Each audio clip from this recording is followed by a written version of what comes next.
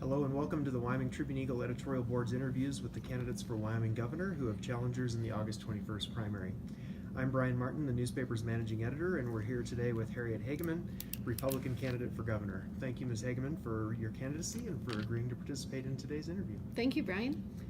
We're joined today in the room by Bob Fecht, Jim Weaver, and Rachel Martinez, all community representatives on the WTE editorial board.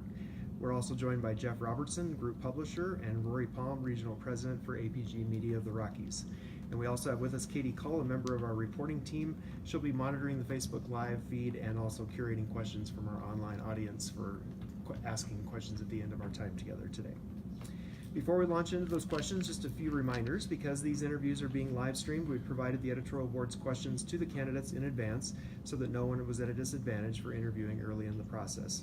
Also, we've asked the candidates to try to limit their answers to each question to 2 minutes in order to get to as many topics as possible and allow time for questions from our online audience. And Rachel will let you know when you reach 2 minutes, but you just have to wrap up at that point. We don't cut you off, okay?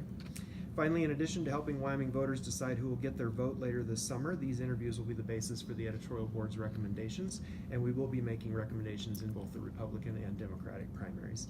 Those editorials are currently scheduled to be published in the newspaper in the middle of this month.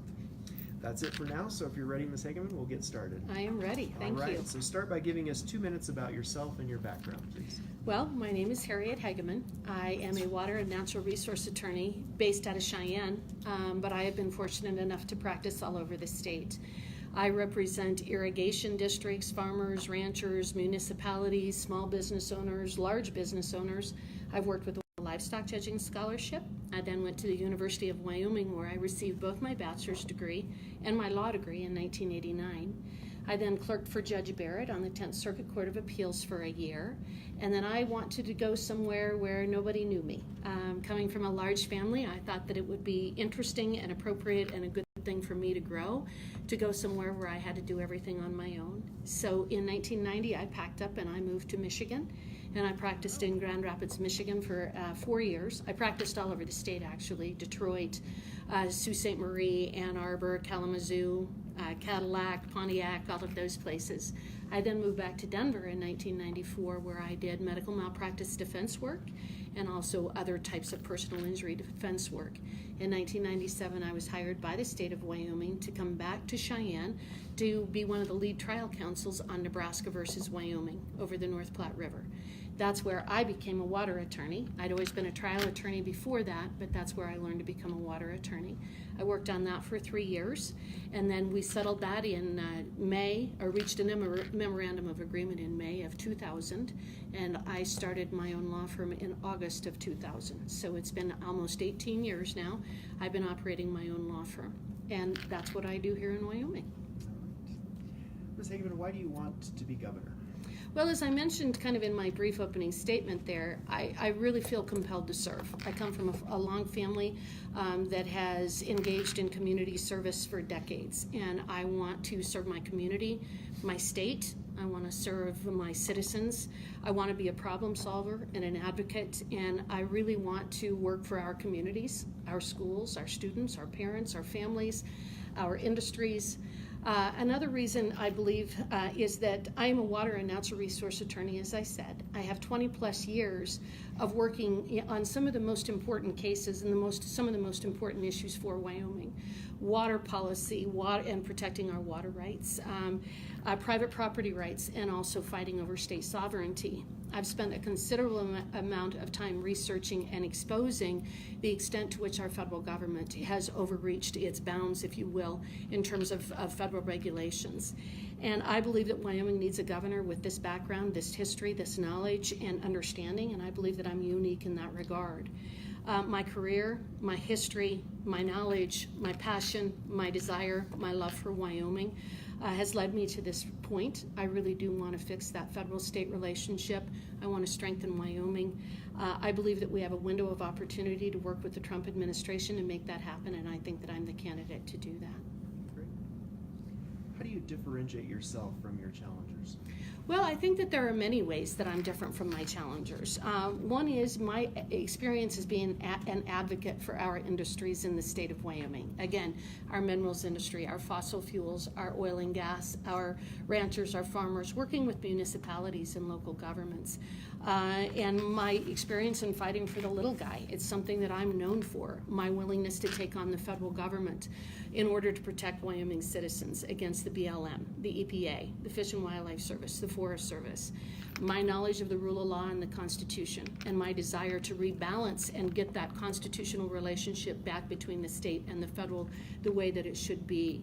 My understanding of that state-federal relationship and my skills and ability to work with the current Trump administration, I think, are all incredibly important and set me apart.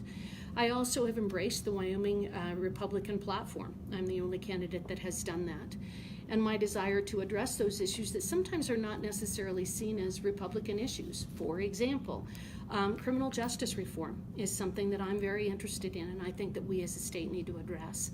Another issue that I have worked extensively on in the campaign is addressing the mental health issues that so many of our citizens are faced with.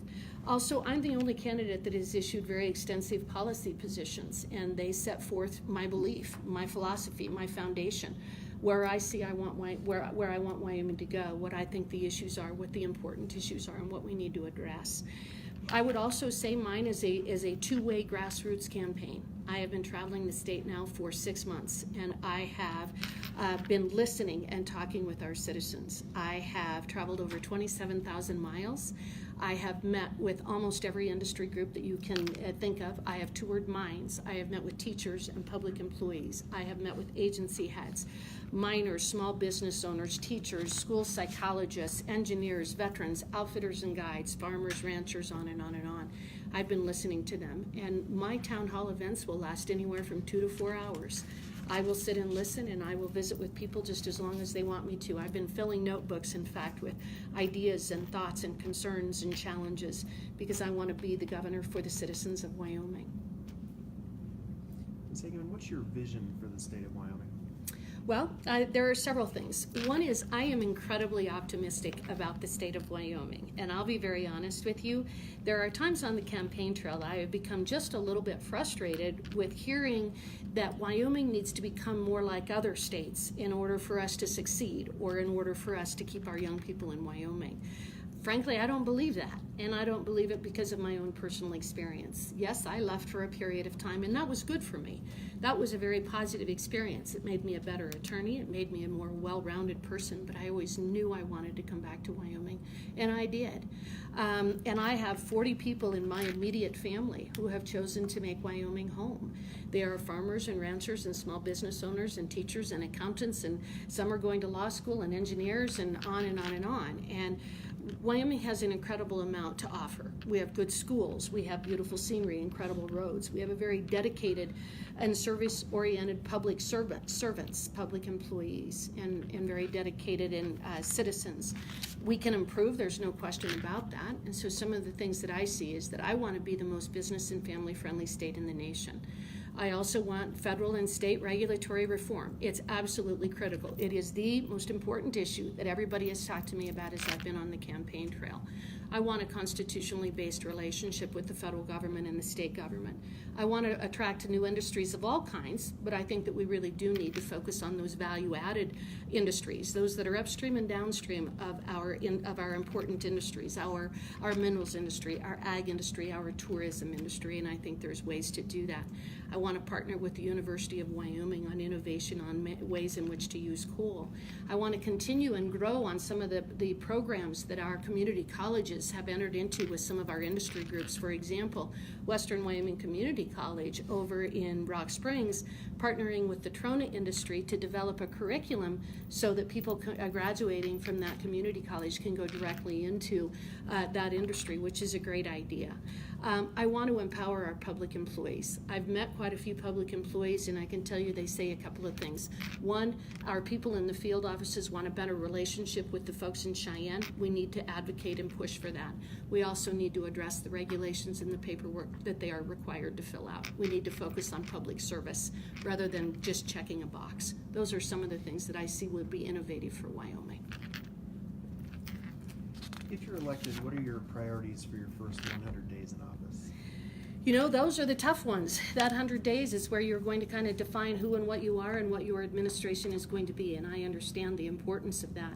One is that the Wyoming budget is very complicated, and I've spent an inordinate amount of time studying that budget and meeting with economists and accountants so that I can make sure that I do understand what our budgeting process is.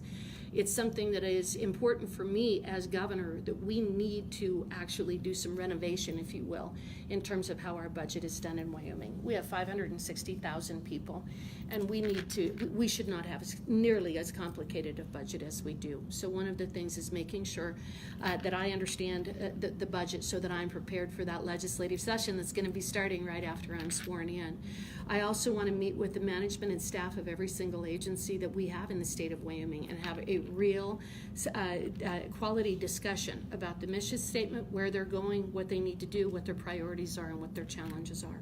Something else is that we have an abundance of skilled and dedicated people in this state. So obviously putting together my team, my leadership team, both here in Cheyenne as well as agencies throughout the state. We need to make sure that we have a robust and talented leaders at the top to make sure that they're able to lead those folks within our important agencies. I also want to put together an executive task force to look at both federal and state regulatory reform. Again, this is something that is critical to unleash the businesses in the private sector in Wyoming, and it is something that I have dedicated to doing. I probably am the one candidate that talks about it more than any other candidate out there, simply because of my personal experience in dealing with it and the experiences of my clients.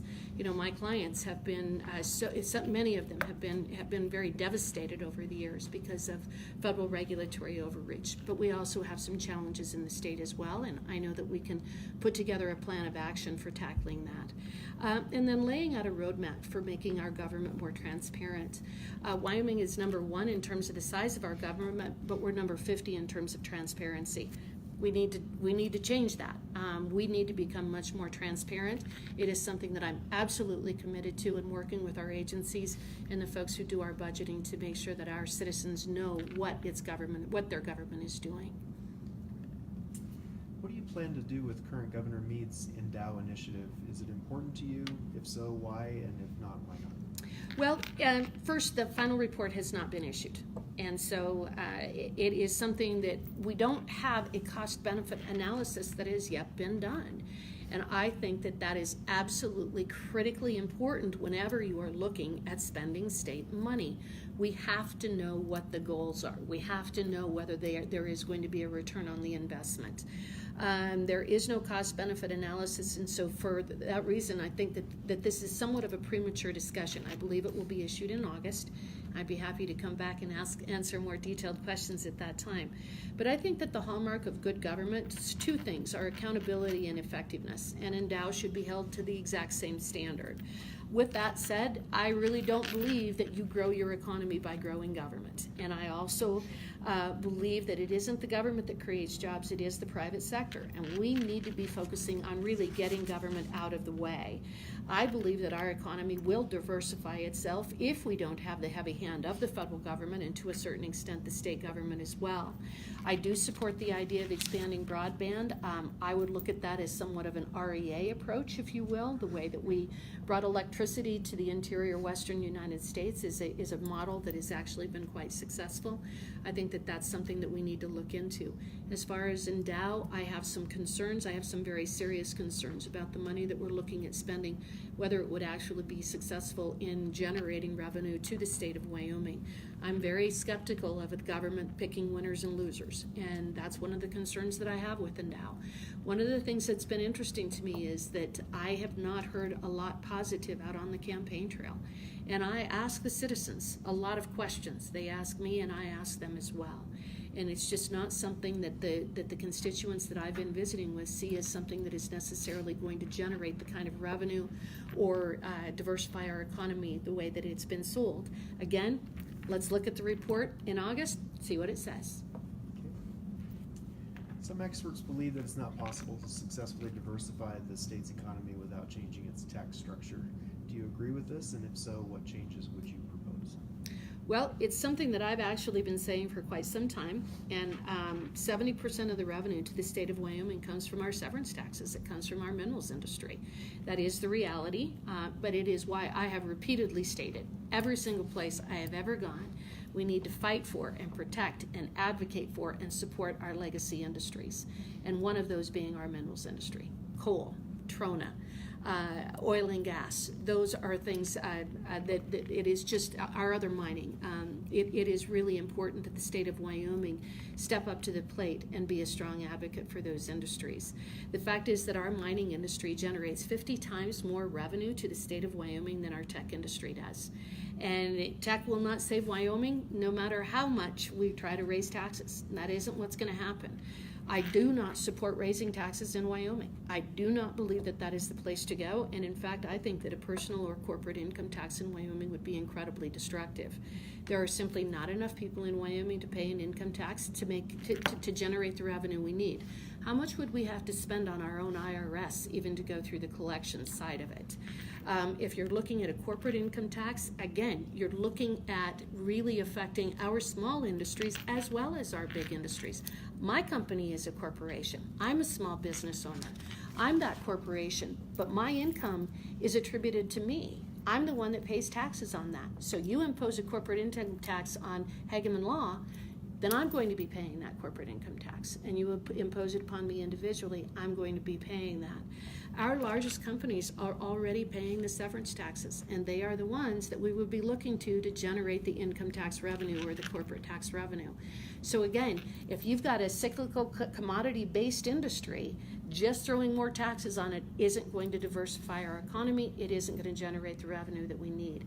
The fact is, we need to cut spending. But there's also something else about the REMI report that is important, and that is that it did talk about the fact that with certain industries, they will generate revenue. And again, that's going to that value-added approach. Let's look upstream and downstream from our current major industries, bring in that kind of manufacturing and industry that would be symbiotic with that. I have quite a few ideas in that regard. My time is up. I just really think that one last thing in that regard. I have been told repeatedly by our citizens that their largest competitor is the state of Wyoming in terms of private industry. We need to get government out of the way. We need to determine what services are actually appropriate to be provided by the state, and we need to let private industry provide the rest. We need to decide what should be the size and scope of the state government, and then at that point we ought to make sure that we're backstopping and supporting our private industry, because truly that is the engine of our economy. Hageman, how would you help guarantee stability for funding in local governments, cities, towns, and counties? I have spent a lot of time with mayors, city council members, and local leaders, and obviously this is one of the biggest issues that they have raised. Every single one of them have said to me, the challenge is stability and certainty and funding so that they can budget. And that is very complicated, and it affects everything from the Title 25 referrals for the mental health issues that our counties are then responsible for covering those costs, to trying to figure out how to address our water and sewer system. We have about a $400 million need right now for maintenance and construction of our water and sewer systems throughout the state of Wyoming, our public water and sewer systems. If there's any service that a state should provide, it's water and sewer services. So those are very important. Those are challenges that we need to be able to address. We need to get the state's fiscal house in order. And if we do that, I believe that there will be money available for our cities, towns, and counties. We need to prioritize our spending. We need to look at the local option tax available, which allows local communities to make decisions about how much and how they're willing to be taxed. Cheyenne does that and Laramie County does that on a fairly regular basis. We need to look at our SLIP funding model. I've actually visited with mayors of some of our large cities, and they have proposed that we could possibly use SLIP funding for our larger communities and thereby make available to our smaller communities the direct payments that come from the legislature. Like this past legislative session was $105 million that went to our cities and counties. if we were to focus some of that SLIB money on our larger communities, some of our smaller communities might be able to access more of that money. I want to work with our mayors and our SLIB board to see if that's a possibility.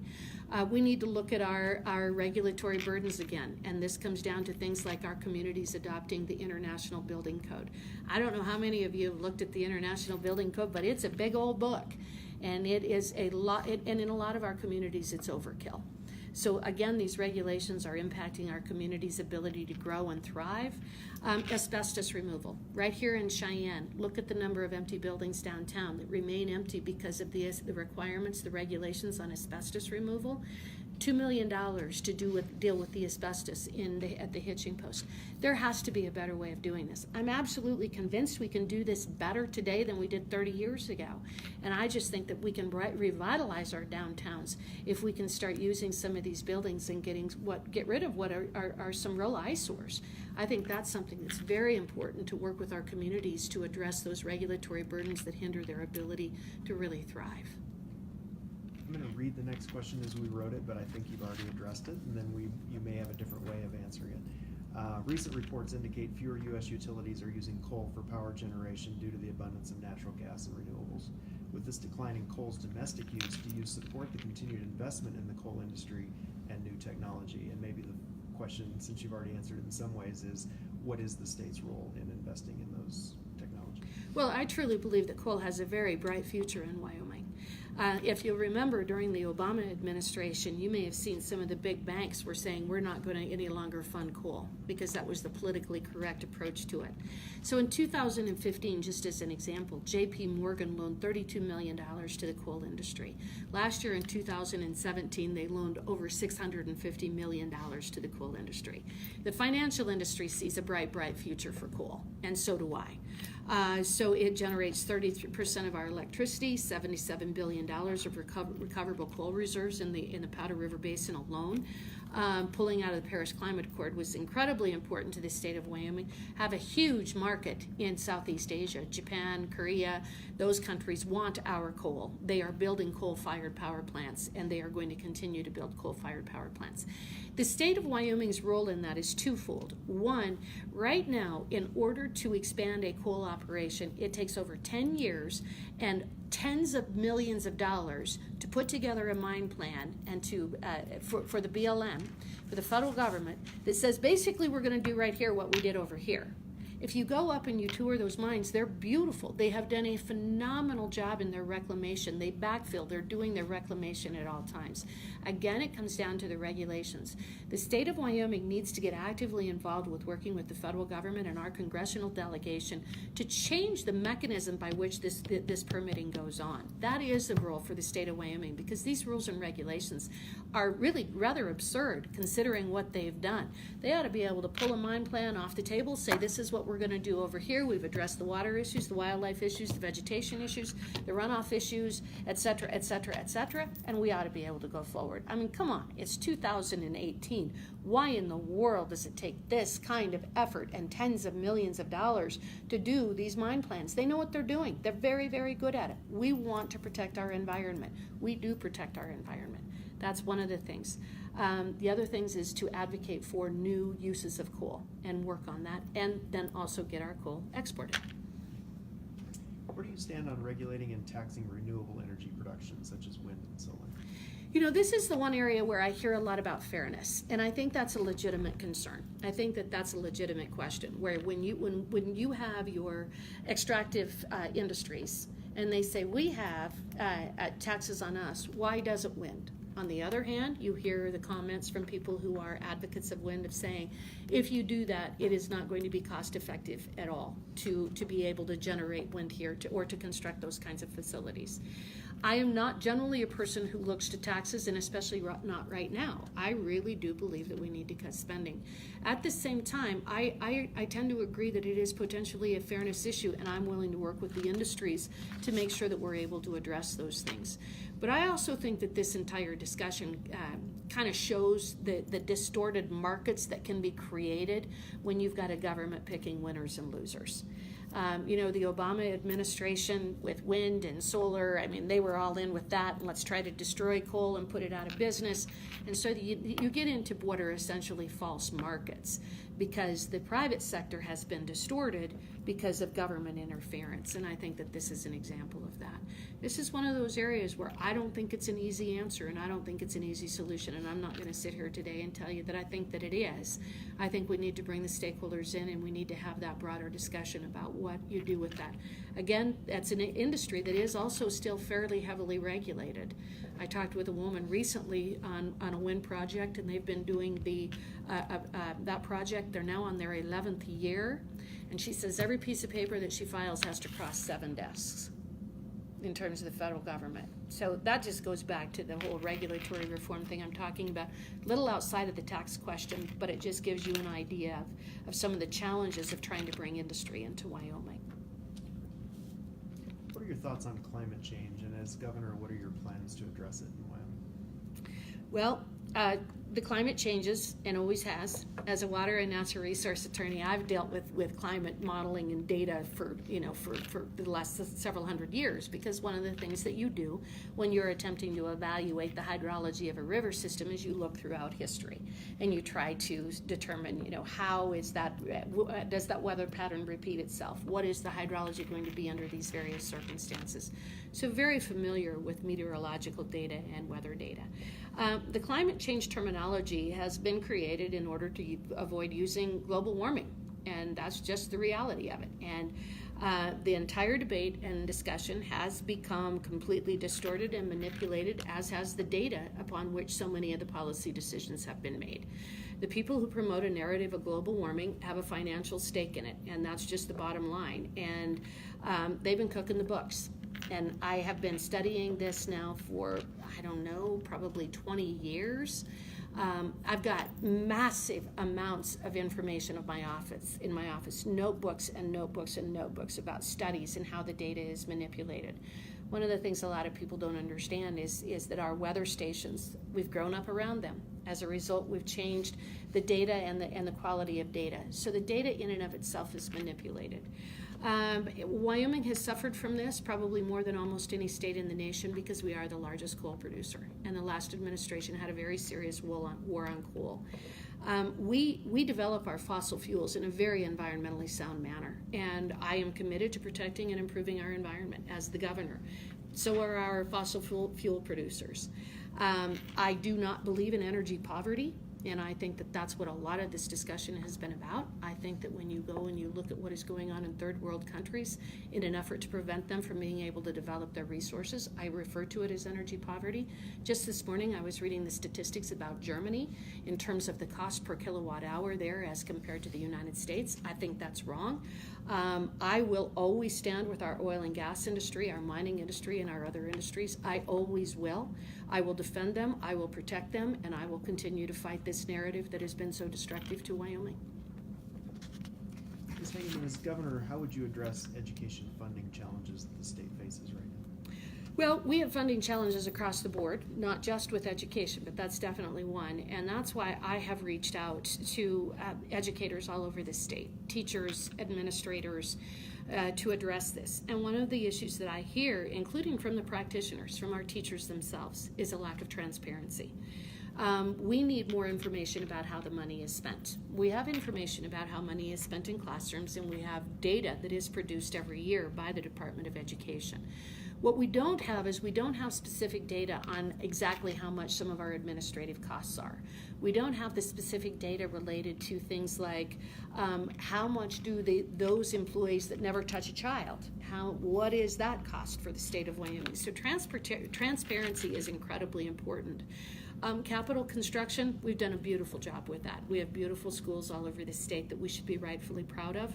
We're probably going to have to put that on the back burner for a while, just simply because of the revenue coming into the state of Wyoming. We need to look at our transportation costs. We need to be more efficient in terms of our transportation costs, making sure that if a whole boatload of kids are going to northern Wyoming from southeastern Wyoming, we're doing some carpooling. I think that just makes sense. We also, one of the things that has been addressed with me repeatedly by by teachers, especially in the lower grades, is whether we are pursuing a developmentally appropriate curriculum. I cannot tell you the number of teachers who have come to me and sat across from me and cried because they are so troubled by what we're doing with our youngsters in school. I have teachers who say that we are doing in kindergarten now what we used to do in first and second grade. We're creating an enormous amount of anxiety for these kids. I went and spent several hours with a school psychologist who talked to me about what we're doing.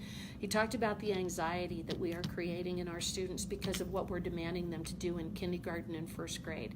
And an example that he gave for me is we can teach a 3-year-old how to tie her shoes. It's just going to take a long time and a lot of intervention. Or we can teach a 5-year-old how to tie their shoes, and it's probably going to take a couple days.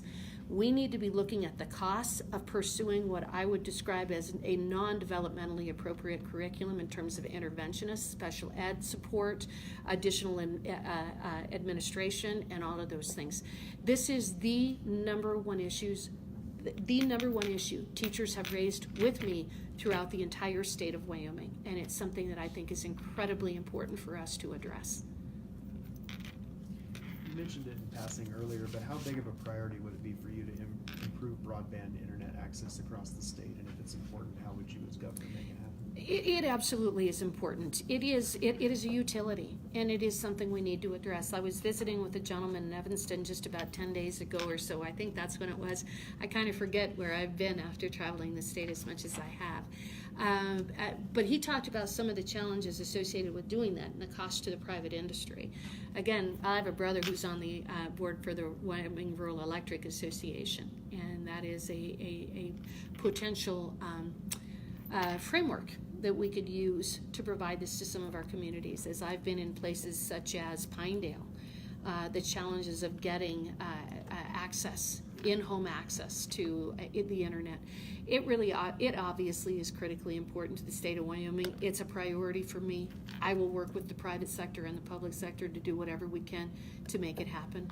I think that's one of the ways that we diversify our economy, is we make sure that we have those kinds of services available.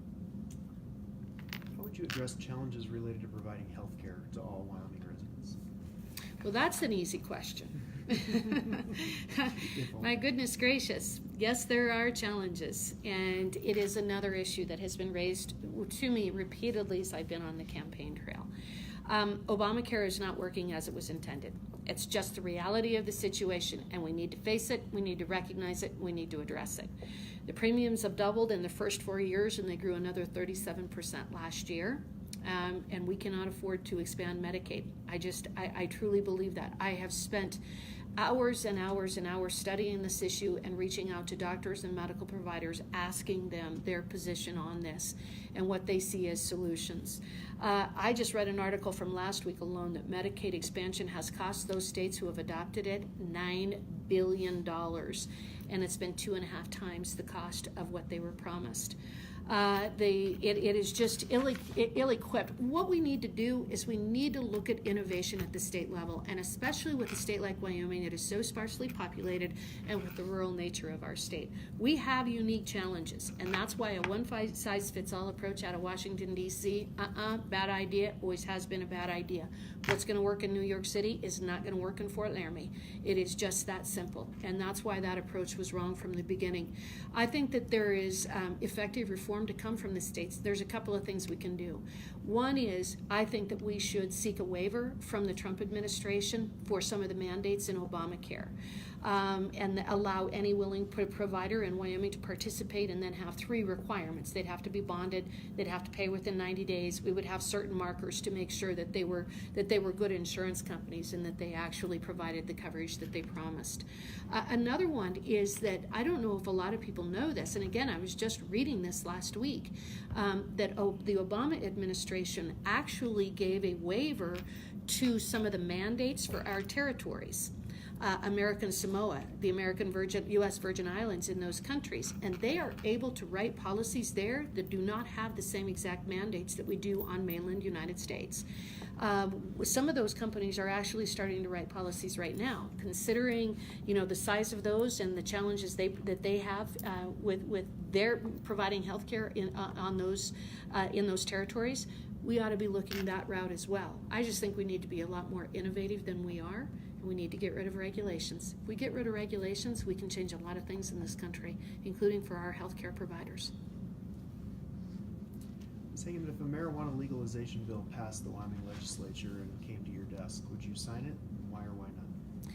You know, it was interesting when I went and made my announcement on January 16th that I was running for governor. I think the very first question I was asked was about marijuana, and I didn't expect that.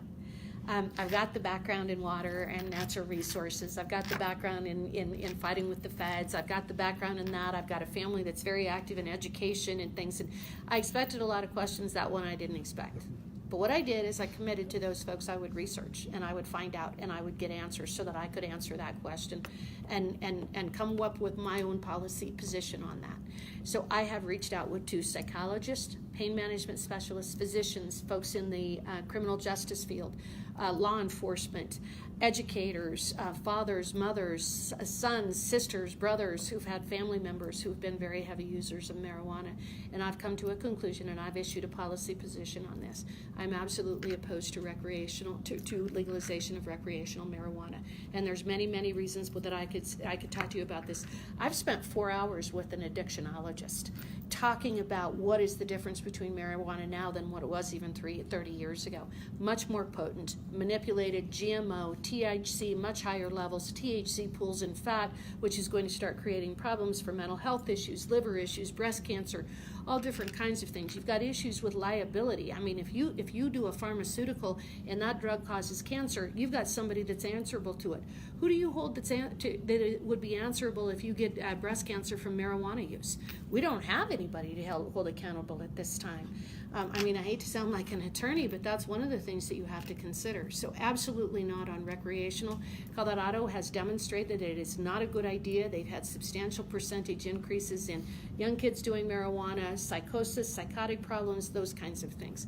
As far as medical, just 2 weeks ago, I think it was, the FDA approved the use of CBD in a derivative for addressing seizures and doing some testing. Absolutely support that. Absolutely support the idea of additional testing, additional investigation to see if there are other uses for it. And to the extent we can get those approved, I would sure support those in the state of Wyoming. What do you think of the current way liquor sales are handled in Wyoming, and if the process needs to change, how so?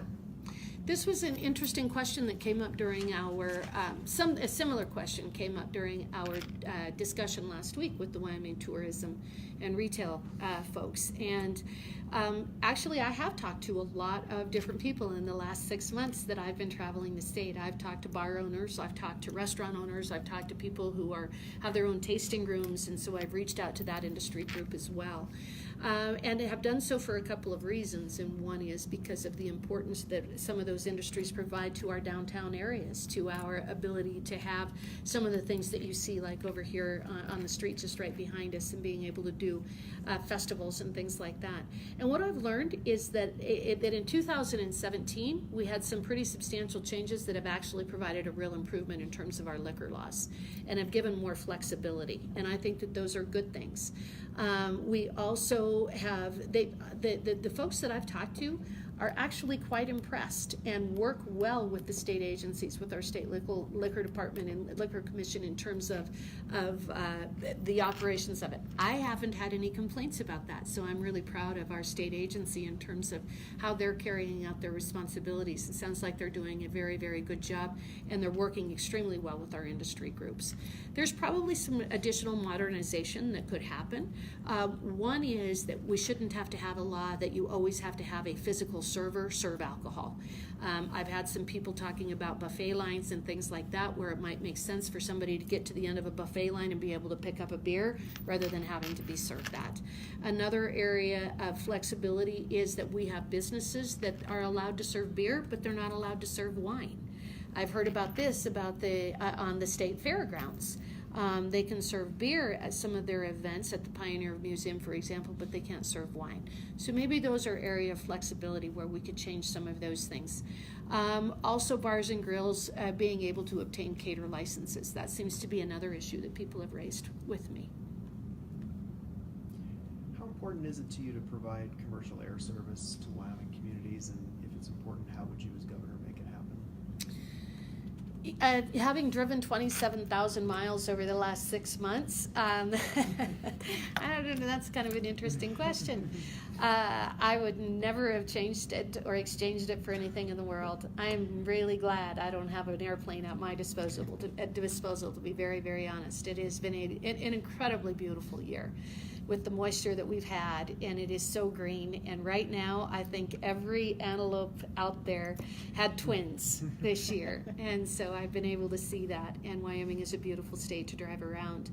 As I've traveled the state talking about almost every issue you can think of, and I've had some doozies thrown at me, it is not an issue people have raised with me, which I find to be very interesting, because I believe part of my responsibility is to make sure that I am looking at the priorities of our citizens. In fact, that's probably the number one issue that I have.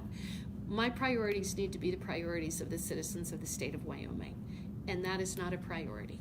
It has not been a priority that anyone in any community yet has talked to me about, not community leaders, not the citizens, and not the businesses. They talk about a lot of things. They talk about regulations. They talk about drug abuse. They talk about our meth problem. They talk about our opioid issues. They talk about our family issues. They talk about our child psychology issues and some of the challenges associated with that. People are very, very interested in our education system. They're really committed to our education system. But so far, I haven't really had hardly anybody talk to me about subsidizing commercial air around the state of Wyoming, with maybe one or two exceptions. I just really think that we need to look at this. We need to look at that cost-benefit analysis. For me, it comes down to the money. It comes down to the funding. There has to be, it has to be accountable. It has to be effective. It has to do what it says, that what people, the proponents claim it's going to do. If it's going to generate business for Wyoming, show me. If it's going to bring in new industries in Wyoming, show me. If it's going to increase revenue to the state of Wyoming, show me. I'm happy to have this discussion with anybody about commercial air service, but I want to make sure that it is doing something for the state and our citizens. Ms. Hageman, what's your position on gun control measures to protect citizens in public venues? Do you believe locations like the University of Wyoming and large events like Cheyenne Frontier Days have the right to impose rules limiting a citizen's right to carry a loaded firearm? I am a very strong advocate for the Second Amendment and Article 1, Section 24 of the Wyoming Constitution. We have an absolute right to keep and bear arms to protect ourselves and our families, and I'm not going to waver on that. I just think that it's incredibly important. It's part of our culture and our history in Wyoming, and I will tell you this, it is an important issue for the citizens of Wyoming. Incredibly important issue, and it is a priority to our citizens, to our constituents, to my constituents, that they have the right and that right is protected by our governor, and I have committed to protecting those rights.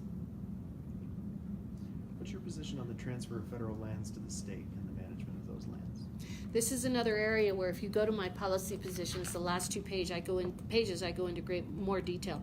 I have more knowledge about this than any of the other candidates, clearly, because of the issues that I've dealt with. And what I have concluded is that as long as we're always talking on the extremes, as long as you got the Sierra Club and the Wilderness Society saying absolutely no circumstance whatsoever will we ever allow 1 acre to go out of federal ownership, and you've got the extreme over here which says that at the point of a gun we're going to take over all the federal lands. As long as we're going to have that discussion, the status quo is going to prevail. We're never going to get anywhere, and all we're going to do is yell at each other. So I have proposed a middle position. I have proposed a pilot program. The federal government owns 30 million acres in the state of Wyoming. It's 48.2% of our surface estate. I would work with the stakeholders, a group of stakeholders, to identify 1 million acres. Maybe it's 1,000,001, maybe it's 1,000,002, maybe it's 900,000 acres. But we identify parcels of property, federal lands, all over the state of Wyoming that are either managed by the Forest Service or the BLM right now. And Wyoming take over management of those lands for the next 20 to 25 years. And during that period of time, the state would also earn the revenue generated from those lands. So we would want to prioritize those lands that would provide a benefit to the state of Wyoming, looking below Fontenelle Reservoir, for example, being able to break out some lands and do some irrigation over there. I visited with a gentleman down in Baggs who has a grazing permit on the national forest down there, on the Medbo National Forest, which was ground zero for the pine beetle outbreak, and he's got some great ideas for restoration of those areas. We would look at Wyoming has $1 billion worth of minerals on state lands that are landlocked by federal lands. We would perhaps want to prioritize those. We would also probably want to look at prioritizing even taking over some of the mineral rights that the federal government currently owns. I don't like laundering money through Washington, D.C. I'd much rather keep that money right here in Wyoming, where we can use it for our roads and our schools and our healthcare system and all of those things. Keep that money in Wyoming where it belongs.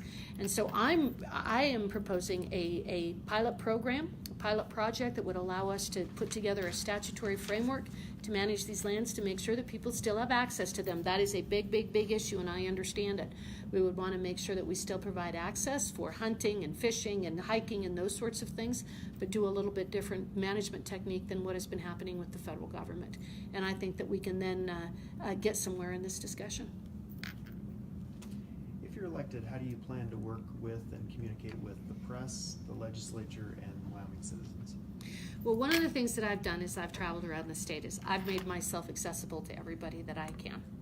So if I sit down, if I go to a town hall and people want to stay there for 4 hours, I will stay there for 4 hours. Sometimes I ask them if I can sit down because there are times that after 2 or 3 hours you're a little tired of standing, but other than that, that's how I intend to govern. I truly believe that my role as governor is as a public servant. My job is to serve my citizens. My job is to serve my state. My job is to carry out the will of the people. We are a republic. We are not a democracy. We are a representative form of government. I am running to be that representative. And whether it is the press, or it is an oil and gas company, or it is the Sierra Club, or it is the Nature Conservancy, or it is stock growers, or it is an individual farmer or rancher or irrigator or municipality, whomever it is, I would be the leader of the state, but my responsibility is to them, every single one of them, and to make myself accessible, to make myself, I may not always agree with you, and as a trial attorney, there are people who know that they don't always agree with me, and I know that. You can't be all things to all people. I have a very strong backbone. I have a very strong view of the world. You can tell it from my policy positions and probably from the last 20 minutes of me talking to you. But I will listen, I will engage, I will bring in the experts, and I will try to find solutions. I'm a very solution-oriented person, and I always want to find a result that works. Before we go to questions from the live audience, is there anything else, any other topics or issues that you would like to cover that we haven't covered so far? You know, I think that we've covered most things. I did have the opportunity to meet with the head of the Department of Corrections a couple of weeks ago and tour the medium security facility in Torrington. And it was an eye-opener. And the people that I met with there were phenomenal, including some of the inmates. I think that we need to address criminal justice reform. I think that we need to address the fact that we have mental health issues that are creating situations where people are going into prison that perhaps there could be a diversion to keep them away. So I asked the head of the Department of Corrections a couple of things. Number one, how many people in here suffer from mental health issues? And he said 70%. That tells us something. That's a very important number. The other thing I asked is there one marker that tells you whether someone is going to end up in prison or not? And he said, if they're reading at third grade level, in third grade. He said early childhood development is critically important to this. And I thought, wow, that is, both of those that was really important information from a policy standpoint. We have to think about those as a society, and we have to think if there's ways that we can address some of these mental health issues differently, and also making sure that we do have that marker, as he said, at third grade. I found it fascinating. I'm a strong advocate for education. As I said, I come from a long line of educators, and I think those are important metrics that are important to the future of Wyoming and to our culture, to our families that are struggling. I think those are important things to keep in mind. I guess that would be really the only other thing that I would talk about. I think we've covered everything else. pretty well. I'm available, and I hope to see other people out on the campaign trail, but I think I've covered pretty much the issues that are important to me, at least in relation to the 20 questions that you identified. Well, we'll turn to Katie and see what questions we have from our Facebook Live audience. Great, and thank you folks for tuning in. We really appreciate it. Please continue to comment with questions as you might think of something here. We should be on here for another several minutes. One question comes from Sheila Maxwell Kistler, and she would like to know, if you become governor, what is your plan to ensure the safety of children in our schools? Thank you. I've actually reached out to different folks on that very issue. We have quite a few retired military in the state of Wyoming, and we have retired police officers, and we have active military and active police officers. I think one of the things we need to do is we need to do an assessment of our schools. We need to do a security assessment. And I think that it's been done in some schools and others not. I remember when I was in school, I graduated from high school in 1981, so now you can all calculate my age. You could go into any door there. You know, you had kind of free reign to do anything on the campus. I'm not sure that we're in that same cultural situation anymore. So I think one of the most important things that we need to address is we need to address the security of our school facilities themselves, bring in experts who can help us to do that and secure that.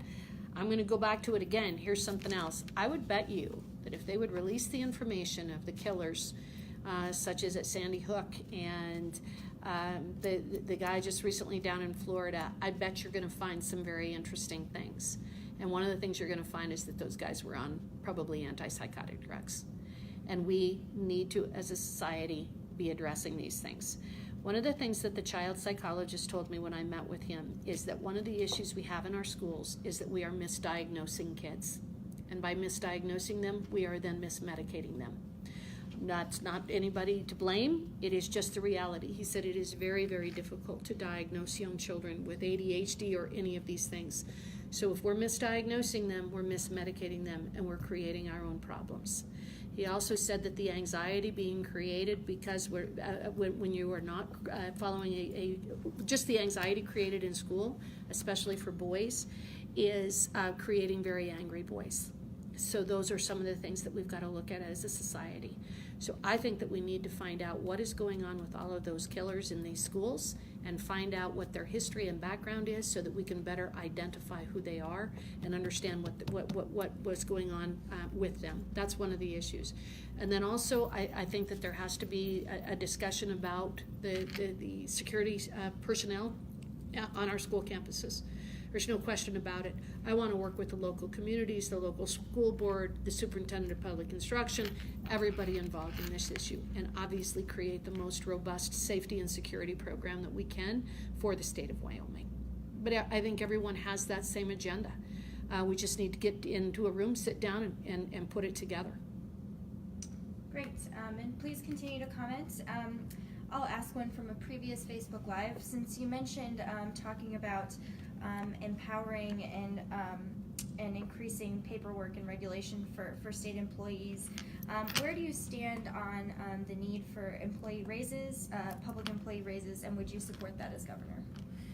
Well, we've got a budget constraint. That's the first thing that you have to think about. Second of all, I issued a video maybe last month, which was a direct message to our public employees. I support our public employees, and that's what I said in our message. In meeting with public employees, I've met both with the management as well as the line people, the service people, the frontline people. And one of the complaints that I've heard, especially for the people out in the field, is that they are not getting the raises, that the raises are being concentrated in upper management. And I received an email from a gentleman a week ago saying, I haven't had a raise for 11 years, and I don't think that's fair. And the fact is, I don't disagree with him. I think that we need to make sure that we are fairly compensating our public employees, and we need to do it in a way that is fair. That's one of the issues that we need to look into. We need to find out where the raises in the past have gone and why, and whether some of those folks down at the bottom echelon, if you will, if they're getting the raises and what they deserve, or if they're being ignored, because I don't want to ignore them. One of the complaints that I've heard, especially when you have offices here in Cheyenne that are directing what's going on out in the state, is that there not always, we have some really good agencies that are very good at communicating, but with some of our agencies, Cheyenne has one philosophy and does one thing, and everybody else does something else, and that our Cheyenne folks don't necessarily know what the field people know, and I think it's important that they do. I'm seeing some morale issues with some of the people in the field because they don't believe that they're heard from the Cheyenne office. And so again, I just think that we need to look at all of these issues, and as I go in and meet with these agencies and understand their mission statement and their priorities and their challenges, we need to make sure that everybody's on the same page. We need to make sure we have the right management in place. We also really need to make sure that those folks out in the field, those ones that are doing the work, we have to make sure that they're getting what they need as well. And I want to make sure that they do. Do any of you have any questions? You've mentioned criminal justice reform twice. What does that look like? Well, I think that one of the things we need to do is we need to make sure that we have police officers within our communities that can identify that the person that they're dealing with may, again, have these mental health issues. There is a very close relationship between these things. There just is. And having people trained in our police force to be able to identify that. Another issue that we have, and again, this comes down to the Title 25 referrals, where if someone is either a danger to themselves or someone else, they can put those people in hold. They can find a bed for them. They can put them in a circumstance where they can prevent them from doing something. Some of our smaller communities don't have beds available to do that, and they put them in jail, which creates just an enormous problem. In fact, it's absolutely the opposite of what you should be doing in those circumstances. I asked the head of the Department of Correction. He told me that we have an increase of folks in our inmates. We used to have the second lowest recidivism rate in the United States, with only Oregon below us. We're now increasing in recidivism. And I said, why? And he said, we've criminalized more things. So I want to sit down with him and talk about what we're criminalizing now that maybe we didn't before, or whether we're seeing an increase in certain types of crimes that need to be addressed differently. One of the other things that I had a real concern about is that we just recently took 88 of our inmates to Missouri because of what has happened with Rollins. We don't have bed space. We don't have the room for it. So we're paying to house inmates out of state. We took 88 of them to Missouri, and I said, my understanding is that some of the inmates in other prisons are worse than those that come from Wyoming. And he said, that's true. And in fact, with this particular transfer, what they did is those inmates are actually being kept isolated from the rest of the population in Missouri to prevent that from happening. So that was something that I think is a very positive step and a positive development, recognizing that we don't have quite as hardened criminals here in Wyoming, and keeping them out of a population that may create more problems for us in the long term. I also, again, I think education, the criminal justice and law enforcement issues, and mental health issues and drug issues are all intertwined, as is our families. In visiting with the child psychologist, he says there has been a real breakdown in our families, and we know that. We've seen it in society as a whole. And he says it's been very, very destructive on a lot of levels, increasing the cost of education, increasing the cost of incarceration. He talked about, and I also have met with some other folks who deal with inmates coming out of prison, implementing what are referred to as wraparound programs, bringing everybody in for that person, whether they're getting out of prison to try to avoid recidivism, trying to make it so that they can succeed, providing them with the best opportunity to succeed, providing trade training in prisons, providing, right now he's short 4 vocational teachers, which I think is very important. If we want people to come out of prison and be successful and not go back into prison, we need to provide them with the skills to be able to succeed, whether it's plumbing or electrical work or metal work, whatever it may be. We've got to find a way to keep them out. And we can do that if we can help them to find jobs. And that's part of this wraparound program. So the wraparound program would be both at the younger level with kids in school that may be having challenges with at-risk families, as well as people who are coming out of prisons, and trying to provide that support system and network through our communities to help them succeed so that they don't reoffend. Those are some of the ideas. So you mentioned the importance of our small communities and listening to all points of view, and right now we have some opposing views on the proposal of the Immigration Detention Center in Uinta County. What do you see as your role in governor in that situation? One of my roles in governor, or as governor in that situation, is to support the decision made in that community. I have talked to people about it to understand what the challenges are, what the objections are, what the supporting positions are.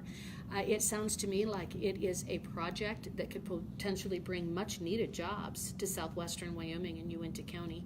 I think that's a very positive step. It is my understanding that there is a detention center in Salt Lake, and one of the reasons they're looking at Evanston is because of the proximity to it. My understanding is it would create between 100 and 150 jobs, very high, well-paying jobs, and I then again think that that is a positive.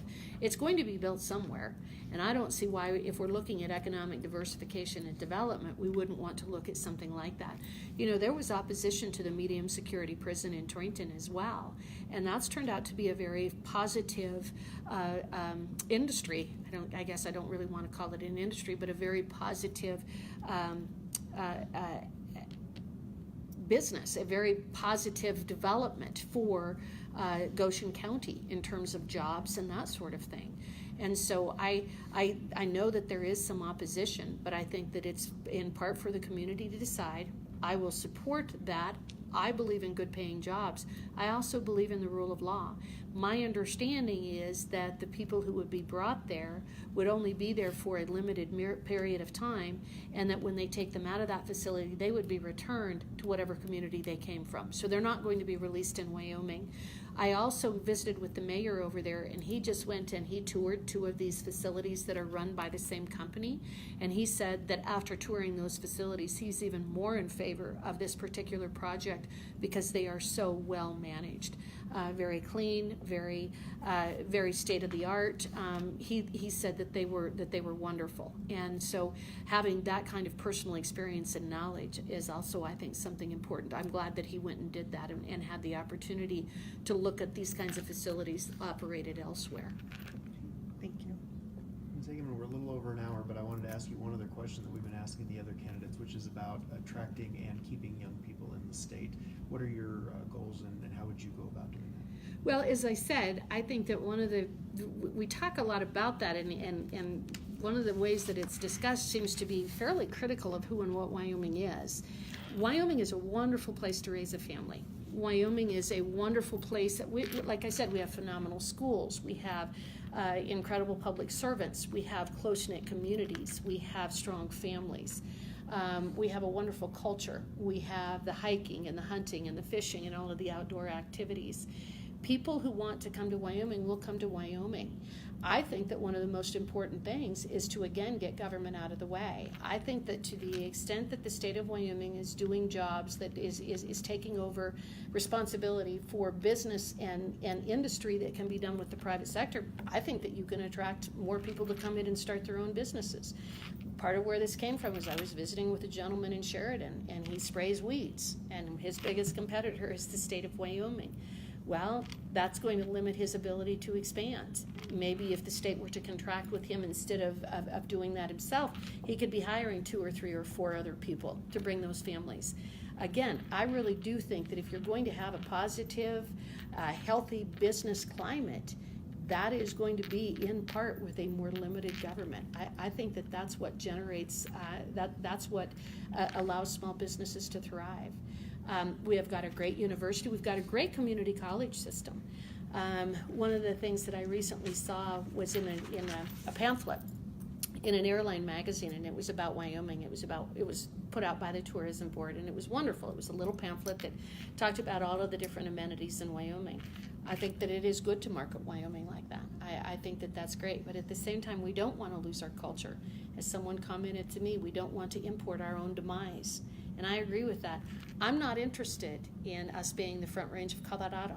That's not why I'm running for governor. And if that's what everybody's goal is, if they want Cheyenne to be Denver, First of all, it's not going to happen, and second of all, that's not our culture. It isn't what I think most people in Wyoming are looking for. So it is a matter of providing an environment that is business friendly, family friendly, continue to develop our downtowns and things, and I think that it will naturally come. Any other pressing questions from the board? Great. Well, I want to thank you very much for joining us today. Thank the live audience for joining us as well. Thank you. Just a reminder that Wyoming's primary election is Tuesday, August 21st, and that absentee voting starts this Friday, July Yes, it 6th. does. And so more information about the candidates, including your announcement story and the archive of this video, will be on our website at wyomingnews.com. Thanks again for being here. We really appreciate it. Thank you.